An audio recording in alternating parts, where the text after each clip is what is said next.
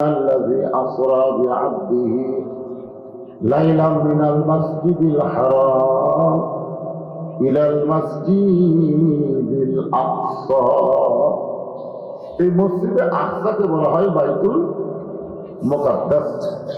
যে কোরআন শরীফের ভিতরে দুইটা মসজিদের কথা একসাথে বলা আছে, অথচ বাইতুল হারামকে বাইতুল্লাহকে ধ্বংস করতে আসছিল আবরাহা বাদশাহ হস্তু বাহিনী নিয়ে। ঠিক কিনা বলেন? সূরা ফিল পড়ে আল্লাহ তাআলা আরবিল বাহি দিয়ে হস্তু বাহিনীকে ধ্বংস করে দিল, অথচ বাইতুল মুকাদ্দাসকে সে আল্লাহরই ঘর।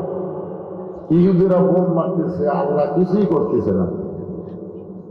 আপনারা বলেন তো, ওই সময় আবরাহার সময় যে আল্লাহ ছিল হস্তু বাহিনীকে ধ্বংস করে দিল, বর্তমানে সে আল্লাহ আছে না নাই? তাহলে ইহুদিরা এইভাবে মুসলমানদের ভাবতেছে, এমনকি বাড়ি ঘরের তলে মুসলমান চাপা পড়ে পড়তেছে। আজকে আবার দেখলাম এমন বোম মারছে যে বোমে মুসলমান আকাশের দিকে উঠতেছে, আপনারাও দেখছেন, পাখির মতন উঠতেছে। এইরকম একটা করুণ অবস্থা চলতেছে আমাদের মুসলমান ভাইদের জন্য। আমাদের আফসোস লাগতেছে, আফসোস আফসোস না।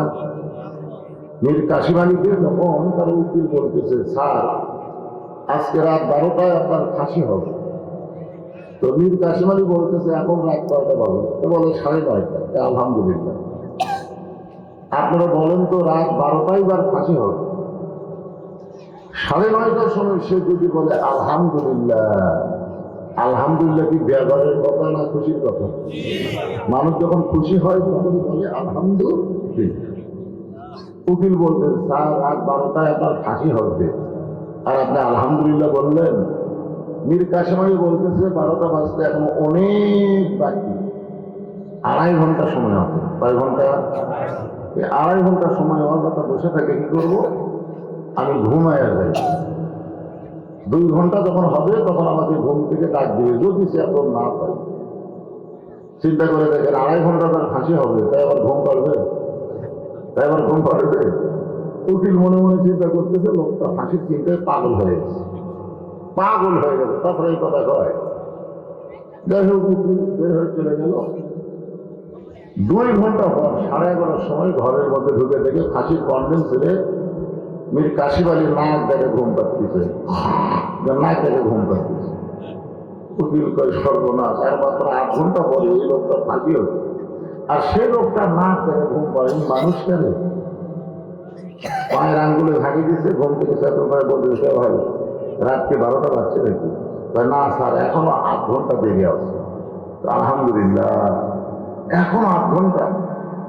মীর কাশিম আলী সাহেব ওঠি করলেন, 2 রাকাত নামাজ পড়লেন, কোরআনের 2টা সূরা তেলাওয়াত করলেন, সূরা মুলক আর সূরা মুজাম্মিল। তেলাওয়াত করার পরে ফাঁসির কন্ডেম ছেলে যে ভালো পাঞ্জাবিটা ছিল সেটা গায়ে দিয়ে চিরুনি দিয়ে মাথা হাসায় বলতেছে, স্যার এখন আমাকে কেমন লাগতেছে? উকিল কান্দে বলে, স্যার এখন আপনার ফাঁসি হবে, আপনি ভালো পাঞ্জাবি গাঁতে চুল হাসায় বলতেছেন কেমন লাগতেছে? আপনি কি শ্বশুর বাড়ি পাবেন? সঙ্গে সঙ্গে মীর কাশিম আলী বললেন, ওয়ালা তাকুলু লিমান ইউকতালু ফি সাবিলিল্লাহি আমওয়াতুন বাল আহইয়াউ ওয়ালাকিন লা তাশউরুন। আল্লাহু আকবার। মীর কাশিম আলী বলতেছে, আমি 2 ঘন্টা ঘুমের মধ্যে, যে 2 ঘন্টা ঘুম পাচ্ছি, এই ঘুমের মধ্যে আল্লাহ পাক আমাদের জানাইছে যে অন্যায় ভাবে যাদেরকে হত্যা করা হবে তাদেরকে তোমরা মৃত্যু বলো না, বরং তারা চিরজীবন লাভ করবে। ফিলিস্তিনের মুসলমানকে ইসরায়েলি ইহুদিরা অন্যায় ভাবে হত্যা করতেছে, ওরা দুনিয়া থেকে বিদায় নিয়ে জান্নাতের পাখি হয়ে ঘুরতেছে। ঠিক কিনা? চাওয়া লাগবেই। আপনি যতই 3 তলা 4 তলা 5 তলা করেন, আপনাকে কিন্তু যাওয়া লাগবেই। লাগবে কি লাগবে না? লাগবে। এই জন্য যাওয়া লাগবে বলে খেয়াল করে আমি কোরআন থেকে একটা আয়াত তেলাওয়াত করছি। আমাদের বগুড়া কাহালতে কোনো মানুষ যখন মারা যায়, এই মরার খবর শুনে সকলে বলে ইন্না লিল্লাহি ওয়া ইন্না ইলাইহি রাজিউন। আপনাদের সব কাটানোর খবর একই খবর। আপনারা বলেন তো, এই যে আয়াতে কারিমা এর বাংলা অর্থ কি? বাংলা অর্থ আছে না নাই? আছে না নাই? অর্থটা এরকম, কোন বনেরই পাখি তুমি আইলারে কোন বনে, আবার কোন বনেতে যাইতে হবে পড়ছে নাকি মনে।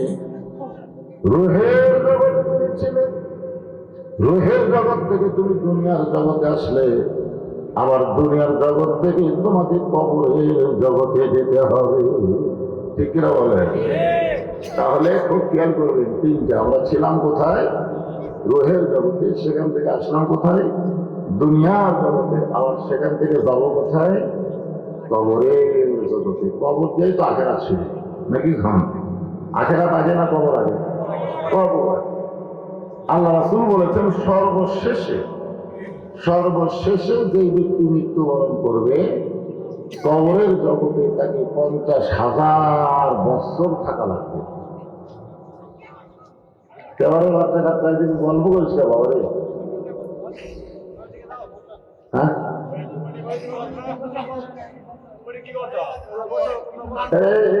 এইখানে কি বসা যায় না? বসার ভিতরে কত শান্তি, একবার বসে দেখো। ছোট ছোট বাচ্চারা এখানে হইচই করে। 7 বছর বয়স থেকে তালিম দেওয়া লাগবে। তালিম কয় বছর? আর 10 বছর থেকে জোর করা লাগবে। জোর, যেটা নামাজের ব্যাপার বলা হয়েছে। 7 বছর থেকে নামাজের তালিম দাও, আর 10 বছর থেকে জোর করে নামাজ করো। তারা চিল্লাচিল্লি করতেছে 7 বছর হবে, তালিম দেওয়া লাগবে। তালিম মানে শিক্ষা। যে কোরআনুল মাহফিলের অপজিশনে গল্প করলে কবিরা গুনাহ হয়। আল্লাহ কোরআনে বলেছেন, أقال الذين كفروا لا تسمعوا لهذا القرآن والغوا فيه لعلكم تغلبون। মারাত্মক কথা। কাফেরদের সামনে আল্লাহ বলেছেন, যারা কাফের হবে, বেঈমান হবে, তাদের চরিত্র হলো লা তাসমাউ লিহাযাল কোরআন, তারা এই কোরআন শ্রবণ করবে না।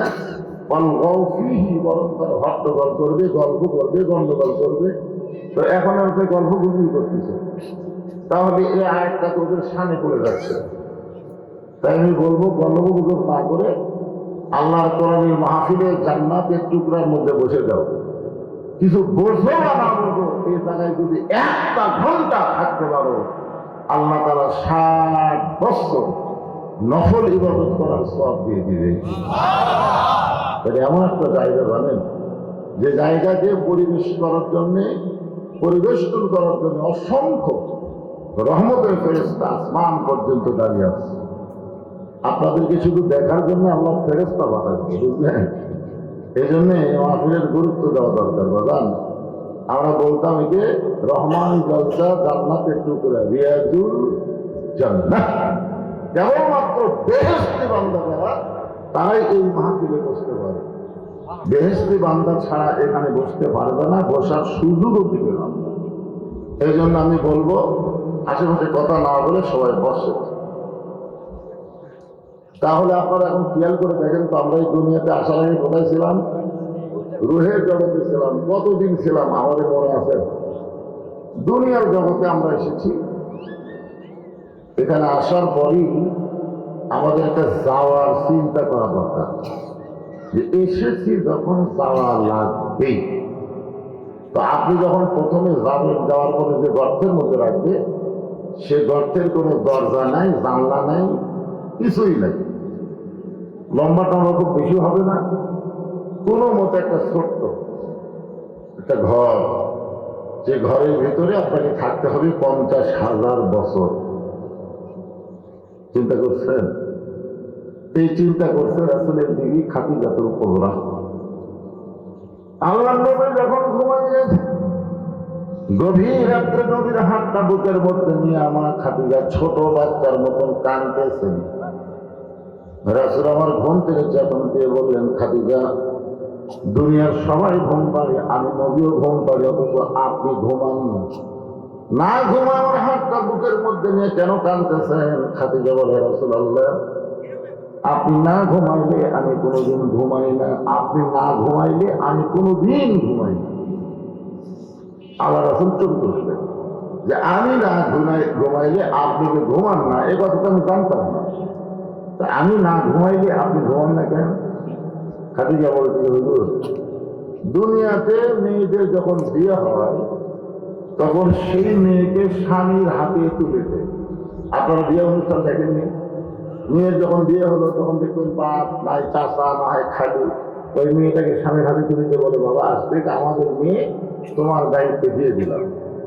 খাদিজা বললেন, আপনার সঙ্গে যখন আমার বিয়ে হলো তখন আপনার হাতের উপরে আমার হাত তুলে দেওয়ার মতন কোনো মানুষ দুনিয়াতে ছিল না, বরং আপনার চাচা আবু তালেব আপনার দুইটা হাত আমার হাতে তুলে দিয়ে বললেন, মা আজ থেকে আমার এতিমের দায়িত্ব তোমাকে দিয়ে দিলাম। আমাদের নবী কি ছিল? এতিম। ধরে বলেন কি ছিল? শিশুকালে মইরা গেছে মা, গর্ভে থাকতে মরছে পিতা, নদী চোখে দেখবেন না। কে করিবে লালন পালন, কে দিবে সান্ত্বনা, এই দুনিয়ার বড় এতিম নবী ছিলেন একজনা। আল্লাহ কোরআনে বলেছেন, আম্মাল ইয়াতীমা ফালা তাকহার, আম্মাল ইয়াতীমা ফালা তাকহার। আবার কোরআনের সূরা মাউনের মধ্যে আল্লাহ বলেছেন, আরাআইতাল্লাযী ইউকাযযিবু বিদ্দীন ফাযালিকাল্লাযী ইয়াদউল ইয়াতীম ওয়া লা ইয়াহুদ্দু আলা তুআমিল মিসকিন। কি জন্য জানতেছেন খাদিজা? বলে, হুজুর, আমি যখন ঘুমের দোয়া করলাম, আপনারা ঘুমের দোয়া করেন, ঘুমানোর আগে একটা দোয়া আছে, পড়েন না? 3 তলা 5 তলার উপরে 1.5 লাখ টাকার খাট, 12,000 টাকা কম্বল ওর এটা মানে রাত 9টার সময় গায়ে দিয়ে বলতেছে, আমার বাড়ি, আমার ঘর, আমার নামাইকে, এদেশ আমার বাপের, এদেশ আমার, এ বাড়ি আমার, এ ঘর আমার, আমার নামাইকে। রাত 9টার সময়, 9টার সময় এই কথা বলে কম্বল চোখে মুখে দিয়ে যখন ঘুমায় গেল, রাত যখন 3টা বাজে তখন একটা ভূমিকম্প হতো। ভূমিকম্প সেই বিল্ডিংটা উঠে গেল। ওই এত ফোর্সে নামছে যে কম্বলের মধ্যে লুঙ্গি তুলে আছে, ওটাও পড়ার টাইম হয়। 9টার সময় কি বলছে? আমার ঘর, আমার বাড়ি, আমার নামাইকে। 4 তারিখেই কিন্তু হাসিনা বলেছে, এদেশ আমার বাবার, এদেশ আমার। অথচ 5 তারিখে আল্লাহ এমন ভাবে নামানো, একেবারে ন্যাংটা করে নামাই দিচ্ছে। হাসিনা যখন পলাচ্ছিল তখন আমি ওই ভিডিওটা দেখছি খুব খেয়াল করে। আপনারা দেখছেন কিনা? শেখ রেহানা হাঁটতেছে মাটির দিকে তাকা থেকে, ওনার বোন শেখ রেহানা হাঁটতেছে মাটির দিকে তাকায় তাকায়, আর হাসিনা হাঁটতেছে এরকম সেরকম চারিদিকে দেখতেছে। ওই সময় হাসিনার মনের মধ্যে একটা গান বাজছে, মনের গান, কতজনকে কত কি দিলাম, যাবার কালে এক চামচা রোজা খানা পাইলাম। যে চামচারা হাসিনা ফেরাউন বানাচ্ছে, একটা চামচাও হাসিনার কাছে নাই। জোরে সংখ্যা ঠিক না? খুব খেয়াল করবে, দোয়া করবে, মৃত্যুর দোয়া। ঘুমের দোয়া মানে মৃত্যুরই দোয়া। আপনার পরে এই ছেলেরা যুবকের হার, এই বছর ঈদের দিন 288 জন যুবক মারা গেছে ঈদের দিন। তার মধ্যে 138টা মারা গেছে মোটর সাইকেল দিয়ে।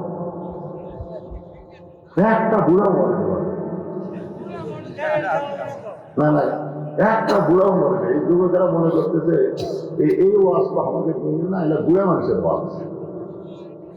বুড়া মানুষের তাহলে দোয়াটা বলেন, আল্লাহুম্মা বিইসমিকা আমুতু আমুতু আমুতু মানে কি?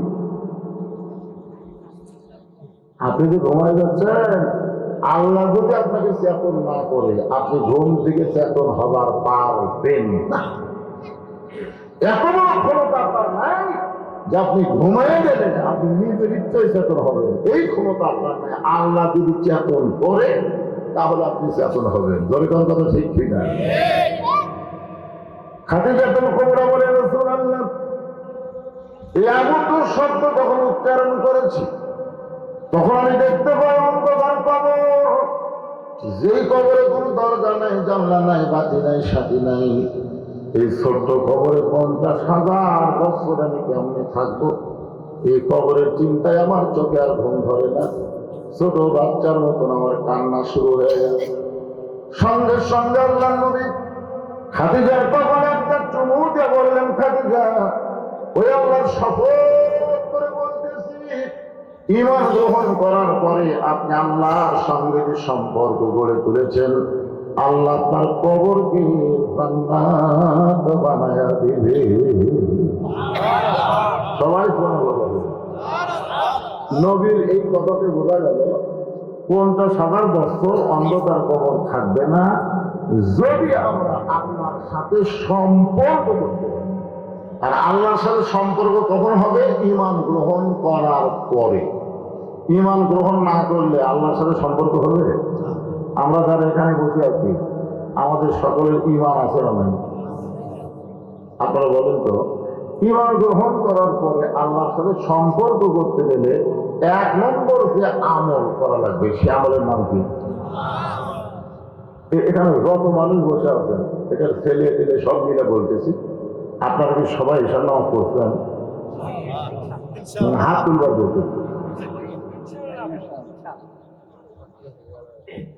যদি কেউ ঈশার নামাজ না পড়ে এখানে ওয়াজ শোনে, মনে করেন যদি কেউ এরকম থাকে, আর ফজরের আগে যদি তার মৃত্যু হয়, মানে ঈশার নামাজ পড়লো না, ফজরে মরে গেল, দুনিয়ার কত মানুষ তার জানাজা করলে সে বেহেশতে যাবে? কি হয়? আর যদি ঈশার নামাজ পড়ে ফজরের আগে যদি সে মারা যায়, একটা মানুষও যদি তার জানাজা না করে, ওই নামাজের কারণে আল্লাহ তাকে জান্নাত দিয়ে দিবে। চিন্তা করে দেখেন, লা সালাতা লা ঈমানা, নামাজ নেই তার ঈমানই না। আল্লাহ নবী বললেন, খাদিজা, ঈমান গ্রহণ করার পরে আপনি আল্লাহর সঙ্গে সম্পর্ক গড়ে তুলেছেন, আল্লাহ আপনার কবরকে জান্নাত বানায় দিবে। সঙ্গে সঙ্গে খাদিজা চোখের পানি বন্ধ করে দিয়া নবীর হাতটা বুকের মধ্যে চাইপা ধরলেন। রাসূল বললেন, খাদিজা, চোখের পানি বন্ধ হয়ে গেল, কান্না বন্ধ হলো, কিন্তু আমার হাতটা কেন তোমার বুক থেকে ছাড়ো না? খাদিজা বলে, রাসূলুল্লাহ, আপনার কথা আমার বিশ্বাস হয়, আপনি যে বললেন এই কথা আমার বিশ্বাস হয়, কিন্তু আপনার কাছে যদি আমি কিছু চাই। সঙ্গে সঙ্গে নবী বললেন, নাউজুবিল্লাহ, নাউজুবিল্লাহ, নাউজুবিল্লাহ। 3বার নবী নাউজুবিল্লাহ বললেন।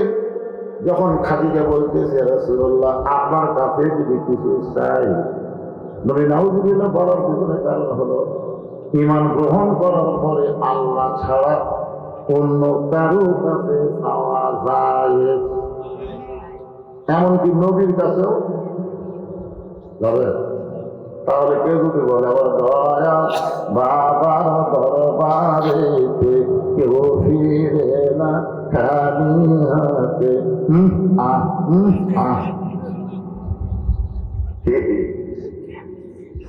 চিন্তা করে দেখে, ঈমান যখন গ্রহণ করেছি তখন বলেছি, লা ইলাহা ইল্লাল্লাহ মুহাম্মাদুর ইয়্যাকা না'বুদু ওয়া ইয়্যাকা নাস্তাঈন। আমরা ইবাদত করি না, এখন সাবক কার কাছে? আল্লাহ ছাড়া অন্য কারো কাছে চাওয়া হবে না। যার কারণে নবী 3বার নাউজুবিল্লাহ শব্দ উচ্চারণ করলেন। খাদিজা বলে, হুজুর, আমি আপনার কাছে চাইলাম আর আপনি নাউজুবিল্লাহ বললেন। আমি আপনার কাছে যা চাবো তা যদি আল্লাহর না থাকে, আমি আপনার কাছে যা যাবো তার যদি আল্লাহ না থাকে তাহলে দিবে কেমনে? আল্লাহ রাসূল বললেন খাদিজা আল্লাহর নাই, মনোযোগ দিয়ে শুনবেন, আল্লাহর নাই এ কথা বলাই পাবে না। একবার মুসা নবী আল্লাহর কাছে গিয়ে বলতেছে আল্লাহ আমার যা আছে তোমার তা নাই। আল্লাহ গাই কেড়ে মুসা তোরা কি অবস্থা যেটা আমার আল্লাহ নাই। মুসা বলতেছে আল্লাহ আমার মৃত্যু আছে কিন্তু আপনার মৃত্যু নেই। খাদিজা বলতেছে আল্লাহ যদি না থাকে তাহলে আল্লাহর কাছে চালু কেমনে? রাসূল বললেন আল্লাহর কি নাই? খাদিজা বললেন আল্লাহর বাপ নাই, আল্লাহর মা নাই, আল্লাহর সন্তান নাই, আল্লাহর বউ নাই, আল্লাহর খাওয়া নাই, আল্লাহর মৃত্যু নাই। আমাদের অনেক কিছু আছে যেটা আল্লাহর নাই। খাদিজা বললেন হুজুর মনে করেন আপনার সাথে আমার বিয়া হয় নাই, গভীর রাতে আমি তাহাজ্জুদের নামাজ পড়ে আল্লাহকে যদি বলে আল্লাহ খাদিজার পেটে একটা বাচ্চা দাও, আপনার সাথে বিয়া হয় নাই কিন্তু আল্লাহর কাছে আমি একটা বাচ্চা পেটের মধ্যে চাইতেছি, আপনি বলেন তো আল্লাহ দিবে কি? রাসূল চুপ করেছে। খাদিজা আল্লাহ দিবার পারবে কিন্তু দিবে না। আল্লাহ একজনকে দিয়েছিল, স্বামী ছাড়া বাচ্চা আল্লাহ একজনকে দিয়েছিল, তার নাম কি? জোরে বল, এই ছেলেরা জোরে দাও, নাম কি? মরিয়ম। কিন্তু বাচ্চা হওয়ার পরে খেলা খাতে জাকারিয়া। মরিয়ম আলাইহিস সালামের খালুর নাম হলো জাকারিয়া। জনগণ জাকারিয়া নবীকে সন্দেহ করলো যে তোর দ্বারা এই কাম হচ্ছে। তার মানুষ মাত্রই বিশ্বাস করে পেটে বাচ্চা আসলে কোনো পুরুষের সংসদ দেওয়া লাগবে, জনগণ ঠিক কি নয়? এই বলে জাকারিয়া নবীকে আক্রমণ করলো। জাকারিয়া নবী তো সেই দৌড়। আল্লাহ তার জাকারিয়া দৌড়েছিলেন। জাকারিয়া বলে আল্লাহ কাম করলে তুমি আর পিটুন খাচ্ছি। আল্লাহ বলে জাকারিয়া শুনে নে, আমি আদমকে পিতা মাতা ছাড়া তৈরি করেছি আর ঈসাকে আমি বাবা ছাড়া দুনিয়াতে প্রেরণ করেছি। কিয়ামত পর্যন্ত আর কোন পুরুষের স্পর্শ ছাড়া, বাবা ছাড়া কোন নারীর পেটে বাচ্চা আসবে না। রাসূল বলেন খাদিজা ক্লিয়ার করে বলো তুমি আমার কাছে কি চাও? খাদিজা বললেন ইয়া রাসূলুল্লাহ আমি মৃত্যুর পরে আপনার কাছে তিনটা জিনিস চাই, মৃত্যুর আগে চাই না, মৃত্যুর পরে চাই। রাসূল বললেন খাদিজা আমি জানি দুনিয়াতে তোমাকে দিবার মতো আমার কিছুই নেই। মক্কার সবচাইতে ধনবতী রমণী ছিলেন খাদিজা, কিন্তু নবীর সঙ্গে বিয়ে হওয়ার পরে ইসলামের জন্য সব কিছু অকাতরে দান করেছেন খাদিজা। সুবহানাল্লাহ। এক সময় খাদিজা বিল্ডিং বাড়িতে থাকতেন, সেই খাদিজা ঝুমড়ি বাড়িতে চলে আসলেন। এক সময় নরম বিছানায় থাকতেন, সেই নরম বিছানা বাদ দিয়ে হুজুরের বাড়িতে খাদিজা ঘুমাইতেন। এক সময় ভালো ভালো খাদ্য খাইতেন, এক সময় নবীর বউ হওয়ার কারণে 3 দিন পর্যন্ত খাদিজা খায় নাই। তারপরে কোনদিন নবীর কাছে অভিযোগ করে নাই। বলে গান সুবহানাল্লাহ। রাসূল কান্দার বলে খাদিজা দুনিয়ার জীবনে কিছুই দিবার পারলাম না, মরার পরে তুমি কি চাইবা খাদিজা? খাদিজা বলে ইয়া রাসূলুল্লাহ আমার 1 নম্বর চা হলো আপনি গাড়ি হীরার মধ্যে 3.5 বছর সাধনা করেছেন, আমাদের নবী একটা গর্তের ভিতর, ধরে তার ভিতর নাম দেখি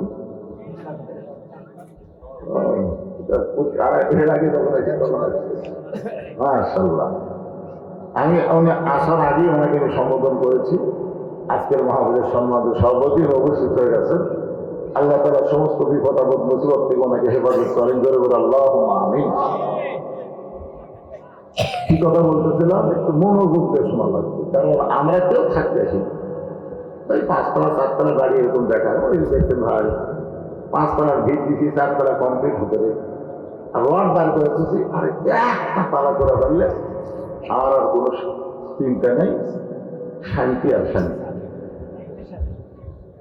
2 কান্দের 2 ফেরেশতা কয় আল্লাহ ই দেখালো উপর দিকে দেখা, ই তো উপরে থাকতে পারবে না, ওই একটা বারো নিচের দিকে দেখায়। আপনার বলেন তো আমরা ওখানে থাকবো না এখানে থাকবো? সেই জন্য খুব খেয়াল করবেন, 3 বছর আল্লাহ নবী তার এই হীরের মধ্যে সাধনা করার কারণে পবিত্র কোরআন থেকে 5টা আয়াত আল্লাহ নাজিল করলেন নবীর উপরে। ইকরা বিইসমি রাব্বিকাল্লাযী খালাক খালাকাল ইনসানা মিন আলাক। এই সূরা থেকে 5টা আয়াত আল্লাহ নবীর উপর প্রথম নাজিল করলেন। প্রথম শব্দটা হলো ইকরা। ইকরা মানে পড়ুন। ইকরা মানে কি? পড়ো। পড়ো আর পড়ুন করতে দেখো। আচ্ছা, নবীর সামনে জিবরাইল কি বলবে? পড়ো না পড়ুন? ফেরেশতা জিবরাইল নবীকে কি বলবে? পড়ো। মানে ওস্তাদ যখন বড় হয়, ছাত্র যখন ছোট হয়, তখন ছাত্রকে ওস্তাদ কি বলে? পড়ো। কিন্তু আপনারা বলেন তো, ফেরেশতা জিবরাইল বয়সে বড় না আমাদের নবী বয়সে বড়? নবী বয়সে বড়। বাবা আদম আলাইহিস সালাম থেকে আমাদের নবী পর্যন্ত সমস্ত নবীদের কাছে যে ফেরেশতা ওহী নিয়ে আইছে তার নাম হলো জিবরাইল। রাসূল যখন মদিনায়, এক সময় একটা দরজা আছে, যারা মদিনায় গেছেন, মসজিদ নববী ঢোকার সময় একটা দরজা আছে, দরজার নাম হলো বাবে জিবরাইল। যারা হজ করছেন তারা জানেন। ভাই হজ করছে, ভাই হজ করছে, তখন করেন যাই হোক, নিয়ত আছে, নিয়ত নেই আগামীতে যাবে ইনশাআল্লাহ। ওই মসজিদ নববীতে একটা দরজা আছে, নাম হলো বাবে জিবরাইল। জিবরাইল যখন নবীর কাছে আসতো, তখন একটা সাহাবীর সুরত নিয়ে আসতো, তার নাম হলো দাহিয়াতুল কালবি। তো দাহিয়াতুল কালবি সাহাবীর চেহারা জিবরাইল এসে দরজায় সালাম দিল, আসসালামু আলাইকুম ইয়া রাসূলুল্লাহ। তখন আল্লাহ নবী মেয়ে ফাতেমাকে বললেন, মা তোমার চাচা এসে একটু দরজা খুলে দাও। কি বলতেছে? তোমার চাচা আসছে, চাচা, তোমার চাচা এসে একটু দরজা খুলে দাও। তো নবীর মেয়ে ফাতেমা দরজা খুলে দিলে জিবরাইল এসে একটু মন ভার করে বসে আছে। তো আল্লাহ রাসূল বললেন, জিবরাইল মন ভার কেন? বলে, হুজুর বাপের চাইতে বড় ভাইকে বড় আব্বা কয়, আর ছোট ভাইকে চাচা কয়। তো আপনার মেয়েকে যে চাচা বললেন, আমি কি চাচা? আল্লাহ নবী বললেন, জিবরাইল তোমার বয়স কত? ফেরেশতা জিবরাইল বলে, রাসূলুল্লাহ আমার বয়স কত আমি হিসাব করে বলতে পারবো না। তুমি পূর্ব আকাশে একটা তারকা আমি দেখতে পাই, একবার দেখার পরে ওই তারকা অস্ত দিলে 70,000 বছর আর তারকা দেখা যায় না। আবার 70,000 পরে ওই তারকা আবার দেখতে পাই। আমার হায়াতের জীবনে ওই তারকা 70,000 বার দেখেছি। প্রত্যেকবার 70,000 বছর পর পর উদয় হয়, আর ওই তারকা আমি দেখেছি 70,000 বার। রাসূল বললেন, জিবরাইল ওই তারকাকে এখন আর দেখা যায়? বলে, 70,000 বছর পার হয়ে গেল, এই কিছুদিন আগে আর ওই তারকা ওঠে না। রাসূল বলে, জিবরাইল ওই তারকাই ছিলাম আমি, মুহাম্মাদুর রাসূলুল্লাহ। এখনো পরে বলেন, পড়ো বলবে না পড়ুন বলবে? পড়ো, পড়ুন, পড়ুন, পড়ুন।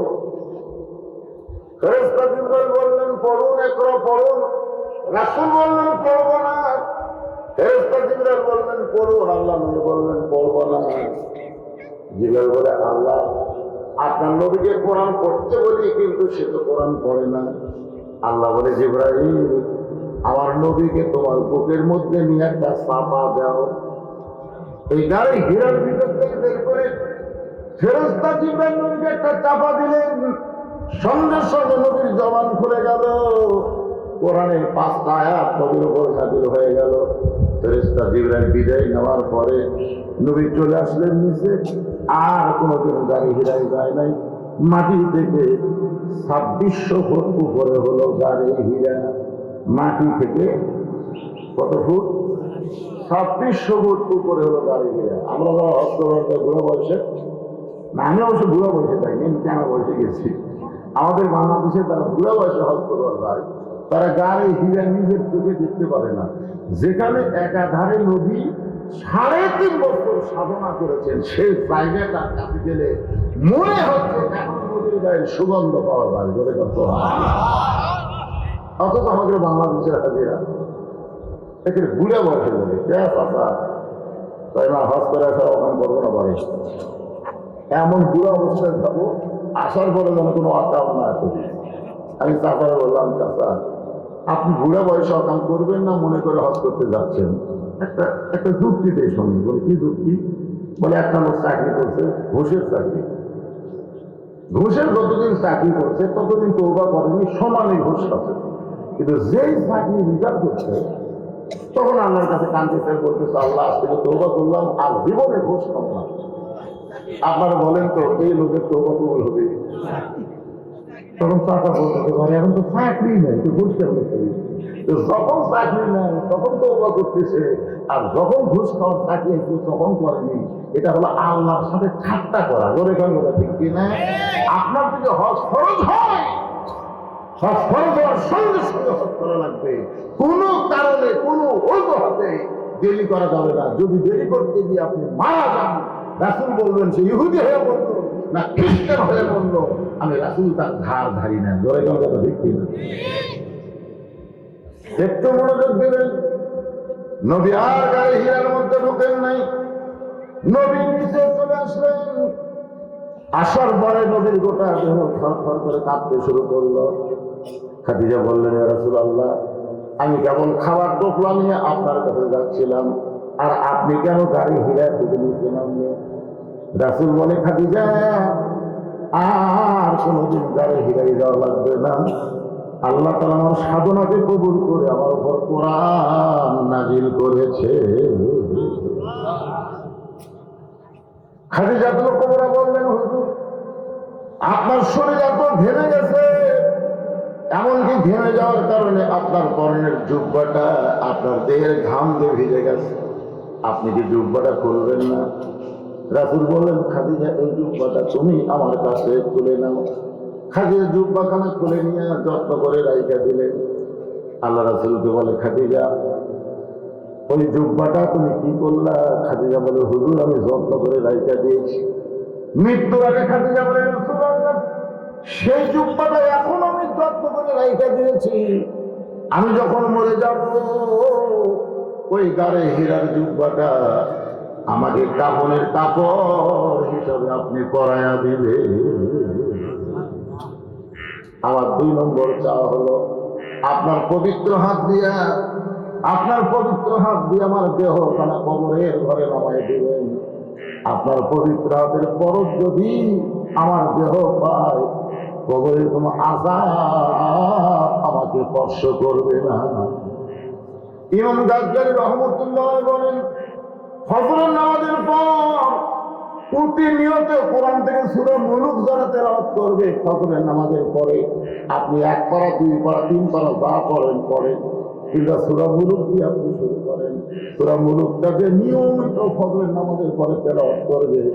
মৃত্যুর পরে তাকে যখন কবরে রাখা হবে, তার কাফনের উপরে সূরা মুলুক একটা চাদর হবে, ওই চাদর দিয়ে তার দেহ এমন ভাবে আবৃত করা হবে, কবরের কোন আযাব তার দেহ স্পর্শ করবে না। কেন সুবহানাল্লাহ বলতে হবে না? এটা আমল করা লাগবে। আজকে কোরআন শরীফ সবাই পড়বার পারে না, তো কোরআন শরীফ পড়বার পারে না, কোরআনের মাদ্রাসার বিরুদ্ধে আন্দোলন করে। ধরে কোন কথা ঠিক কিনা? মাদ্রাসার বিরুদ্ধে হিংসা করেন না। তোমার গ্রামে একটা কোরআনের কারখানা পড়ে আছে, তুমি নিজে কোরআন পড়তে পারো না, যত পারো সাহায্য করো, সহযোগিতা করে এই মাদ্রাসাকে আরো উন্নত করো। ধরে কোন কথা ঠিক কিনা? গোটা গ্রামে আল্লাহ মাদ্রাসার ওসিলায় রহমত বরকত নাযিল করে, অথচ বলতে না বৃষ্টি নাই কিছু নাই, কি জ্ঞান শুরু করলো?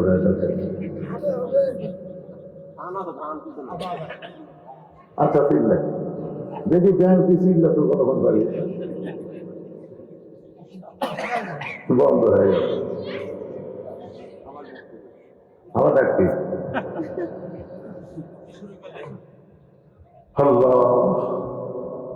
নবীর হাতের পবিত্রতা, হাতের দাম আছে না নাই? কি দাম? খালি বলছে 2 টুকরা হয়ে গেছে, ইশারা। এত পাওয়ার আল্লাহ নবীকে দিয়েছেন, করে সুবহানাল্লাহ। খাদিজা বললেন, আমার 3 নম্বর যা হলো, আমাকে কবরে মাটি দিয়ে সবাই যখন চলে আসবে, আপনি তখন কবর থেকে আসবেন না। 40 ধাপ আসার পরে আল্লাহ কবরে 2টা ফেরেশতা পাঠায় দেয়। আমরা তখন মরে যাব। মরে যাওয়ার পরে মাটি দিয়ে যখন 40 গজ দূরে মানুষ চলে যাবে, এমন সময় 2টা ফেরেশতা কবরে আসে। যেই ফেরেশতাকে আমরা বলি মুনকির নাকি, জোরে বলেন না কি? ফেরেশতা আসিয়া যখন জিজ্ঞাসা করিবে, দিন কি তোমার মাবুদকে বা কখন কি বলিবে। এই গান গাইলে গুনাহ হবে? তাহলে যুবকেরা কত গান গাইছে, আবার শাকিব খানের বরবাদ আছে, বরবাদ। যুবক, এই গানটা গাও, গানের করতে করতে সওয়াব আছে। ফেরেশতা আসিয়া যখন জিজ্ঞাসা করিবে, দিন কি তোমার মাবুদকে বা কখন কি বলিবে। আল্লাহ বিনে নাই রে মাবুদ, সবাই বলেন আল্লাহ বিনে নাই রে মাবুদ। জবানে তাই বলো রে বলো মুখে, আল্লাহ রাসূল সবে বলো। হুজুর, মুনকির নাকির আমাকে 3টা প্রশ্ন করবে, আমি খাদিজা প্রশ্নের উত্তর দিবার পারবো না। আমার পক্ষ থেকে আপনি উত্তর দিবেন। এই 3টা চাওয়া যদি আপনি পুরো করেন, তাহলে আপনার কাছে আর কোনোদিন আমি কাঁদবো না। সঙ্গে সঙ্গে খাদিজার কবরে চুমুন দিয়ে বললেন, খাদিজা, ওই আল্লাহর শপথ করে বলতেছি, আমার আগে যদি আপনার মৃত্যু হয়, আপনার 3টা চাওয়াই আমি পুরো করবো ইনশাআল্লাহ। সুবহানাল্লাহ বলেন না? আল্লাহ রাসূল কি বললেন খেয়াল করেন। রাসূল বলেছেন, আমার আগে যদি আপনার মৃত্যু হয়। এ কথার দ্বারা রাসূল বুঝালেন কে কখন মরবে এটা আল্লাহর নবীও জানে না। এটা আমাদের বাংলাদেশের কিছু কিছু নেতারা জানতো যে 41 সালের আগে, 41 সাল লাগবে, 24 সালের 5ই আগস্টে কাম হয়ে গেছে। ধরে অহংকার, অহংকার ভালো না। একদিন ওয়াইদুল কাদের বলতেছে বিএনপি, আর সান্তারা কয় ভুয়া, ওই কয় বিএনপি ভুয়া। আর ওয়াই বলছে বিএনপি জামাত কোনদিন বাংলাদেশের ক্ষমতা আসতে পারবে না। এখন তোর খবর ফিরে পারবে না। অহংকারী কথা বললো না। আল্লাহ কখন কোন মার দিবে এটা দুনিয়ার কোন মানুষ বলতে পারবে না। কথাই হোক না কেন, নবী পর্যন্ত বলতেছে, নবী বলতেছে আমার আগে যদি আপনার মৃত্যু হয়। তার মানে বোঝা গেল কে কখন মরবে এটা আল্লাহ নবীও জানে। আর আমি আপনি আগামীকাল কি করবো, এই যে আছে আগামীকাল সকাল 10টায় তো সাইজ করবো, আছে সকাল 10টায় ওখানে সাইজ করবো। লোকটা গরিব মানুষ, সন্ধ্যার সময় রাত্রে এসে কান্দতেছে, বলতে কান্দো কেন, বলে সকাল 10টায় আমার হাত পাওয়া ভাঙবি। সকাল 10টায় তোমার হাত পাওয়া ভাঙবে আর তুমি সন্ধ্যার সময় কান্দো, চেয়ারম্যান আছে, নম্বর আছে, তাদেরকে বিচার দাও। তখন স্বামী কান্দার বলে, দিবি রে, যেই বেটা আমার হুমকি মারছে ওই চেয়ারম্যানই নিল।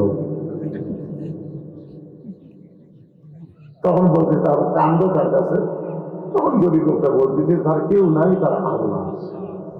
আপনারা বলেন তো, যার কেউ নাই তার কি আছে? আল্লাহর কাছে কান্দতে পারবো। আগামীকাল সকাল 10টায় হাত পাওয়া ভাঙবে। তুমি যদি কিছু পারো তাহলে তুমি কিছু করো। চোখের পানি নিয়ে যখন একেবারে ইমানের সাথে আল্লাহর কাছে কেউ বিচার দেয়, আল্লাহর বিচার আছে না নাই? সকাল 10টা হাত পাওয়া ভাঙবে, ওর বউ খাই চলা গোসল খাওয়া, ওর প্যান্ট শার্ট পরিষ্কার করছে। কিন্তু প্যান্ট শার্ট পরিষ্কার করলে কি হবে, সাবানের যে ফেনা আছে ওটা পানি দিয়ে ধুয়ে দেয়।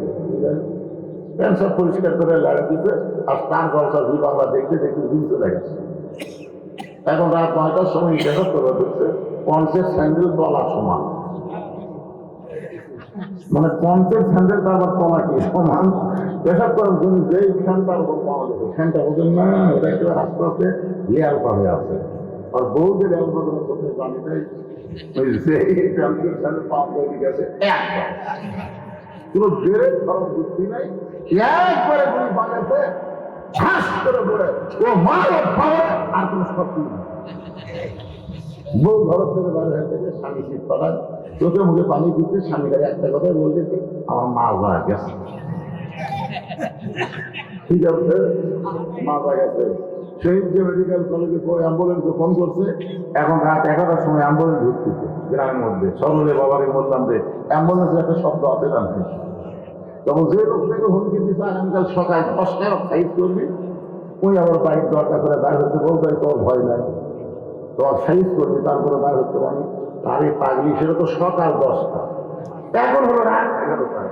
দেখি তো আমার গ্রামে কোন বাড়িতে অ্যাম্বুলেন্স ঢুকলো, যে অসুস্থ হলো, প্রতিবেশী দেখার দরকার নাই। এই দেখার কথা মনে করে দেখে যে বেটা হুমকি মারছে ওই বাড়ির দরকার অ্যাম্বুলেন্স। কিছুক্ষণ পরে দেখতে পাই 3 জন মানুষ তক্তার মতো বার করতেছে, তক্তার ভেতরে দিয়ে সে অ্যাম্বুলেন্সের পিছন দিকটা ঢুকে দিচ্ছে, মানে সিটের উপর শুকা দিচ্ছে। উনি তখন বাংলার যা বলছে, ভাই খবর কি ভাই, সকাল 10টা বাজতে অনেক বাকি। ভাই কান্দার বলে, ভাই রে ক্ষমতার মালিক আমি না ভাই, ক্ষমতার মালিক আল্লাহ। ক্ষমতার মালিক আল্লাহরে কখন বুঝলে? 5ই আগস্টের পরে বুঝলে হবে না, আগে বোঝা লাগতো। জনগণ কথা ঠিক না? আল্লাহর বান্দার একটু মনোযোগ দিয়ে শুনবেন। মা খাদিজা দুনিয়া থেকে বিদায় নিল। মা খাদিজা দুনিয়া থেকে বিদায় নেওয়ার পরে নবী তাকায় দেখে নবীর 4টা মেয়ে বসে বসে কাঁদতেছে। মা খাদিজার পেট থেকে নবীকে আল্লাহ 4টা মেয়ে দিয়েছে। জোরে কম কয়টা? আসলে খালি 4টা মেয়ে না, ছেলেও 4টাও ছিল, ছেলেও 4টাও ছিল। কেউ ছেলে 4 জন দুনিয়া থেকে তাড়াতাড়ি চলে গেছে, কিন্তু 4টা মেয়ে অনেকদিন পর্যন্ত দুনিয়ায় ছিলেন। রাসূল তাকায় দেখে 4টা মেয়ে কাঁদতেছে। একটা হলো রোকেয়া, একটা হলো কুলসুম, একটা হলো জয়নাব, আর একটা হলো খাতুনে জান্নাত ফাতেমা তুজ জোহরা। নবীর 4টা মেয়ের নাম মুখস্থ রাখলে কি গুনাহ হবে? একটা মেয়ের নাম হলো কুলসুমা, জোরে বলেন নাম কি? আর একটা মেয়ের নাম হলো রোকেয়া, জোরে বলেন নাম কি? আর একটা মেয়ের নাম হলো জয়নাব। 3টা মেয়ে কাঁদতেছে, বিনয় কি করে কাঁদতেছে আর বলতেছে, আমার মা মইরা গেছে, কোথায় গেলে মা পাবো বলে দাও না আল্লাহ রে, আমার মা মইরা গেছে। মেয়েরা এরকম কান্দে না? আপনাদের কান্দে না? এখন এক মেয়েরা কান্দতেছে, আমার বাবা মইরা গেছে রে, মরার আগে খাট দিবার চাচ্ছিল, সে খাট আমার দিবে কে, আমার বাবা মইরা গেছে। এখন বড় ভাইরা বলতে পারি, এরকম করে লাশের কাছে কান্দিস না, যে খাট তোর বাবা দেবে চাচ্ছিল, সে খাট খাইয়ে যাবে না বলে। তাও তুই লাশের কাছে কান্দিস না, লাশের কাছে কানলে লাশ কষ্ট পাবে। ওই এখন কান্না বন্ধ করে দেবো, কিছুক্ষণ পরে আবার, আমার বাবা মইরা গেছে রে, বড় ভাই খার দিবে কিন্তু ল্যাপ তো সব দিদিকে, আমার বাবা মইরা গেছে। তখন মেয়েদের ভাই এসে বলতেছে, পাগলি কান্দিস না, কানলে লাশ কষ্ট পাবে, তোর ল্যাপ তো সব খালি দেবে। তখন মেয়েটা সামনে গিয়ে বলতেছে, মানুষ ঘুরে ঘুরে বলবি, এই বুঝলু তখন তুই কান্দা কান্দা বান্ধু, তখন বুঝলু। ধরে গেল শিখিয়ে দেন গ্রামগঞ্জে এটা বেশি হয়। রাসূল তাকে দেখে ফাতেমা কাঁদতেছে, কিন্তু কান্নার কোনো শব্দ নাই, 2 চোখ দিয়ে দরদর করে পানি পড়তেছে। আল্লাহ নবী ডাক দিলেন, ফাতেমা তুমি একটু আমার কাছে আসো। বলার সঙ্গে সঙ্গে নবীর কলিজার টুকরা ফাতেমা নবীর কাছে গেলে নবী বললেন, ফাতেমা তোমার মা দুনিয়া থেকে বিদায় নেওয়ার পরে আমাকে ওসিয়ত করে গেছে, ওসিয়ত পালন করা হলো ও ফাতেমা। 1 নম্বর ওসিয়ত হলো তোমার মাকে তোমাকে গোসল করাতে হবে। ফাতেমা বললেন, বাবা আরো 3টা বোন আছে, এই 3টা বোনকে সাথে করে নিয়ে আমি মাকে গোসল করাই দিব। রাসূল বলে, ফাতেমা তোমার মা শুধু তোমার ব্যাপারেই বলেছে, তোমার কোনো বোনকে সঙ্গে নেওয়ার কথা বলে নাই, তুমি একা একা তোমার মাকে গোসল করাতে হবে। তোমার প্রতি 2 নম্বর উচিত হলো তোমার মাকে একা একাই তুমি কাফনের কাপড় পরাতে হবে। ফাতেমা বলে, বাবা আবার আরো 3টা বোন আছে, তাদেরকে যদি সঙ্গে না নিয়ে তারা মন খারাপ করতে পারে। রাসূল বললেন, ওসিয়ত পালন করা উচিত। তোমার মা শুধু তোমার কথাই বলেছে, অন্য কোন মেয়ের কথা বলে নাই। ফাতেমা বলে, বাবা আমার 3টা মেয়েকে 3টা বোনকে আমার মা কেন বাদ দিয়ে দিল? রাসূল বলে, ফাতেমা রে, তোমার মা তোমার মধ্যে এমন কিছু দেখতে পাইছে যেটার কারণে শুধু তোমাকে ওসিয়ত করে গেছে। সুবহানাল্লাহ। এই জন্য মৃত্যুর আগে ওসিয়ত করবে যে আমি মরে গেলে কোনো বেনামাজি যেন আমার কবর না করে। বুঝছেন? এরকম ওসিয়ত করবে যে আমি মরে যাবো, মরে যাওয়ার পরে পুরো বেনামাজি আমার কবর তারা যেন না করে, যারা সিগারেট খায়, বিড়ি খোর, এই সালারা যেন কবরের পারক না যায়। কথা কথা কেন? নিজের একটা বাড়ি বানাবেন, ভালো মিস্ত্রি খোঁজেন। যেমন একটা 4তলা বিল্ডিং করো ভাই, এলাকার মধ্যে ভালো মিস্ত্রি কিনবে। সবাই বলে অমুক জায়গায় ভালো মিস্ত্রি আছে। দুনিয়ার যে বাড়িতে থাকতে পারবেন না, সেই বাড়ির জন্য যদি ভালো মিস্ত্রি খোঁজেন, যেই কবরে 50,000 বছর আপনাকে থাকা লাগবে, সেই কবরের বাড়ি বানানোর জন্য ভালো মিস্ত্রির দরকার আছে না নাই? বলে জানা আছে না নাই? ওদের একটা গান আছে, গোরস্থানের একটু বাকি বায়না করে রাখ, কখন যেন আসতে পারে তোমার মরণেরই ডাক। গোরস্থানের একটু বাকি বায়না করে রাখ। কি বুঝতেছেন? আপনার মসজিদে মুয়াজ্জিনকে আপনি গিয়ে বলবেন, মুয়াজ্জিন সাহেব, যদি আপনার আগে যদি আমার মৃত্যু হয়, কিন্তু আপনার 20,000 টাকা হারিয়ে দিলেন, আমি মরে গেলে আপনি আমার গোসল করে দেবেন। আর যদি আপনি আমার আগে মরে, মাপ। রাসূল বলেছেন, গ্রামের ভিতরে সবচাইতে দামি মানুষটার নাম হলো মুয়াজ্জিন। সুবহানাল্লাহ। এসপি না, ডিসি না, এমপি না, ডাক্তার না, হুজুর না, ইমাম না, সবচাইতে দামি ব্যক্তি হলো মুয়াজ্জিন।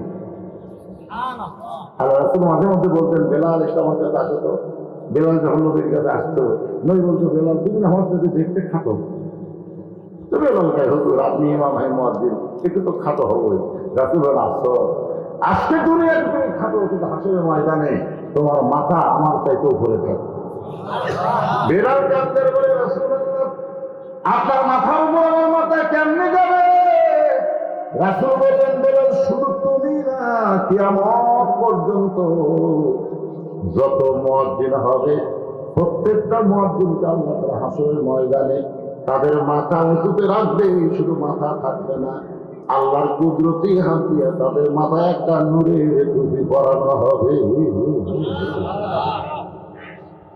সামনে কাতারে 5 জন মুসল্লিকে আপনি বলবেন, ভাই আমি যদি আপনাদের আগে মারা যাই, এই যে 10 করে 50,000 টাকা তোমাকে হাতিয়ে দিলাম, তোমরা আমার কবর করে দিও। যদি বলে, ভাই আমরা আগে যদি বলি মা, তোমরা আগে বললে মা, তাহলে 50,000 দিলেন কবর খন্নে আমাকে, যাই ধুয়ে দিবি তার দিলেন 20,000। আর যাই জানালা পড়বে, আপনি এলাকা দেখছেন যে আপনার দৃষ্টির মধ্যে কোনো মর্জি নেই, এলাকার মধ্যে সে আলেম সবথেকে তাকওয়াবান, তাকে একটু হাতিয়ে দিয়ে বলবে, ভাই আমি যদি আপনার আগে করি, তাহলে আপনি আমার জানাজার নামাজ পড়াবেন। আমার লাশ করার পরে নামাবে, কেউ নামাবে দুনিয়া থেকে, এগুলো সব ওসিয়ত করে যদি আপনি যাবার পরে, তাহলে আপনার কবর থাকবে না, আপনার কবর হবে জান্নাতের বাগান। আর ওই বিড়ি খোরেরা যদি যায়, আমার এলাকার কেউ মরলে হয় 5 জন, কেউ মরলে যায়, ওরা তাই ভাইজান আমরা তো কবর খুঁজতে যাবো, তো 5 প্যাকেট সিগারেট দেবো। এখন দেখা যায় কি করবে, 5 প্যাকেট সিগারেট দিতে, ওরা 5 প্যাকেট সিগারেট পায়, এই বাড়ির থেকে টানা শুরু করছে। কবরের কাছে দেখা যায় কবর করতেছে, ওর মুখ একটা কান মারতেছে আর বলতেছে, এই দিকটা কোদাল মার। আর যাই কোদাল মারতেছে, ওর মুখ একটা সিগারেট দিয়ে কোদাল মারতেছে। যাই মাটি তুলতেছে, ওর মুখ একটা সিগারেট। যাই সমান করতেছে, ওর মুখ একটা সিগারেট। যাই সবকিছু টিকে দিচ্ছে, মাতব্বরি করতেছে, ওই একটা কানছে। একটা 5টা সিগারেটের ধুঁয়ে যদি করো স্থান করে, ওই জায়গা তুমি ফেরস্তা থাকতে, সব ফেরস্তা চলে গেছে আপনার সাইডে। আল্লাহ কে ফেরত গোরস্থান বাড়তে রাস্তার সাইড থেকে আল্লাহ যে হারে চুরি করছে ওই ঘাটটা পাওয়া যায়। কি মনে করতে চান ভাই রে? আল্লাহ বলবেন ফাতেমা তোমার মা তোমাকে ওসিয়ত করেছে, তুমি তোমার মাকে গোসল করে দাও।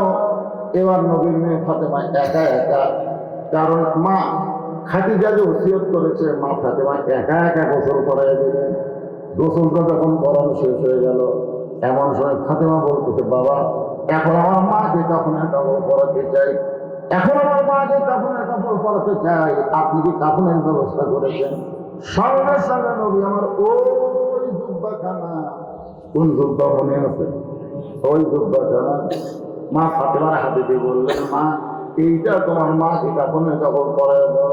ফাতেমা জুব্বা নিয়ে ছোট বাচ্চার মতন কান্না শুরু করে দিল। রাসূল বলে ফাতেমা জুব্বা হাতের মধ্যে নিয়ে কেন কাঁদতেছো? ফাতেমা বলে বাবা আমি মায়ের মুখে গল্প শুনেছি, আমি মায়ের মুখে গল্প শুনেছি।